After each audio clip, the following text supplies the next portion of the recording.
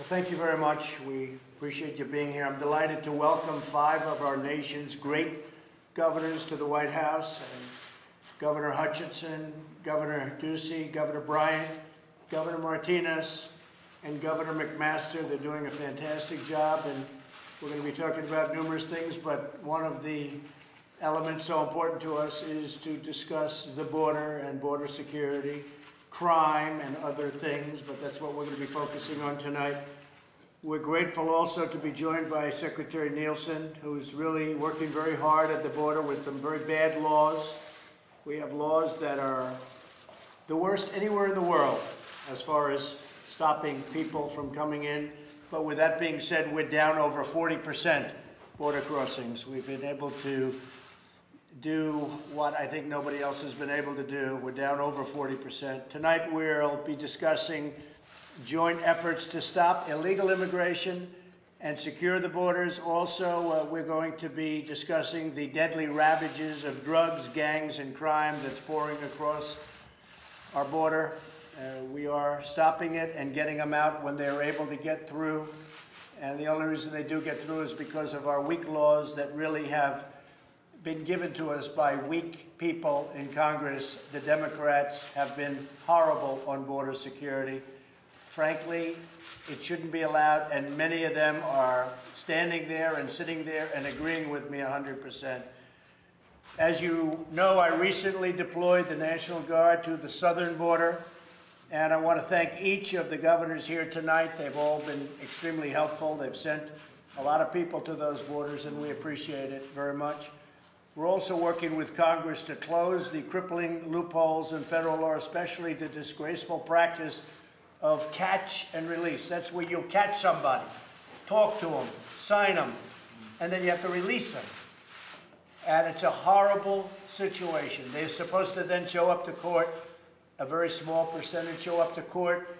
And what happens is they get lost in our country. And in some cases, these are not people that you want in the country. So we're talking about catch and release. We have to end it. We're working with Congress on that. These laws have been there a long time, and they are horrible. At the same time, we'll use every relevant legal authority to immediately protect our national security and to dismantle the violent criminal organizations plaguing our nation and poisoning our children. What's happening with drugs is a disgrace. We've started the wall. We have $1.6 billion for the wall. We've started new sections, and we've started fixing large sections of wall. We have areas in San Diego that are going up very rapidly. We could have waited, and we would have had tremendous support to build a wall because they wanted it very badly in San Diego. We decided to go forward instead. We've made a lot of progress on the wall, but now we're going for additional funding, and we need the wall for protection of our country, also for keeping the drugs out. Very effective, probably the most effective thing. So with that, I think maybe what I'll do is we'll go around the room, and each of the governors can say a few words, talk about the border, talk about crime, or any other subject you'd like. Mr. Governor? Thank you, Mr. President. Thank you for having me to the White House tonight. I want to say thank you to Secretary Nielsen for coming to visit our border, and I think Secretary Nielsen was able to see how wide open and unprotected our border is in southern Arizona, and the flow of not only illegal drugs but human trafficking that comes over that border. And I'm hopeful we can have some productive discussion tonight as to how to address this. Good. Well, you've done a great job, Doug. We appreciate it very much and appreciate your support. You've had it all the way. Thank you. General, would you like to say a few words? Sure, You know more about borders, I think, than anybody, right? I would only say, sir, that when I was at DHS, your promises to the American public made a great deal of difference as we began to close that border. We passed it off to a great woman who's now the Secretary of Homeland Security, and she's doing a magnificent job. So with that, I'll just lean back and let the governor talk. Mr. President, on behalf of all the people of South Carolina, I'm honored to be here with you and these people. And I must say that you have kept every promise that you've made. You're delivering and doing the things that the people of this country want, that they've been waiting for. And in South Carolina, your popularity is soaring. I don't believe anyone's has ever been so high. And People are investing money, people are going to work, they're hiring new people, they're giving bonuses, and every one of them says it's because Donald Trump is the president, and he means what he says, he does what he says, and we are thrilled that you and your team are here leading this country. We're standing strong again, and you are making America great again, and we appreciate it. Thank you very much, Henry. That's very nice. The country is doing very well from the standpoint of economics and finance. What we're doing, I think, is unparalleled, and I appreciate your statement. Thank you very much. Governor.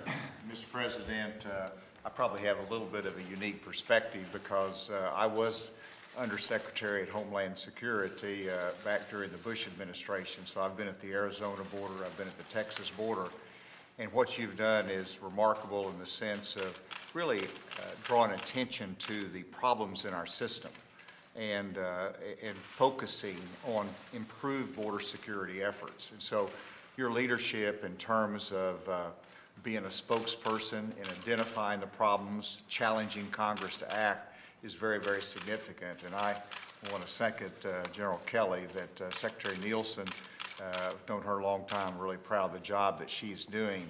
In terms of Arkansas, you know, we value our immigrant population. They add a great deal to us, but as you know, it has to be legal as to their entrance into our country. And it's that rule of law that's important that you've drawn attention to. We were delighted to support you. Arkansas was delighted to support through our National Guard your efforts, and we'll continue to support you. Thank you very much, Governor. Appreciate it. How about Rick Perry? You know a lot about borders, Rick. Governor of Texas for a long time, and what do you think?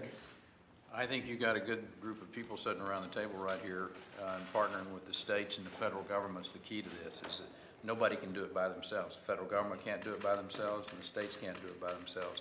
And finding those places, and actually, Kirsten and I had talked a number of times about sometimes we're in conflict, one agency of government against another agency of government, and trying to find the places where that we can streamline those regulations. Like you gave me some pretty good instructions about getting rid of regulations that cost more than they benefit. So this is one of those that we can work together and find some places, whether it's flying the drones into certain areas or some of the other things that we can do together. But I think it's important for the American people.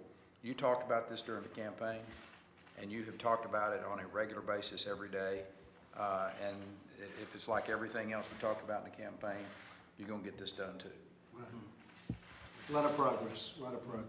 We do need changes in the law, right, Secretary? Yes, sir. We need changes in the law to make it really, really good, but we have done a heck of a job considering the fact that we do, and I say it all the time, we have the worst immigration laws in the entire world. There's nobody close. And it could be changed so easily, and we're going to get it changed. Susanna? Yes. Thank you, Mr. President, and thank you for the invitation.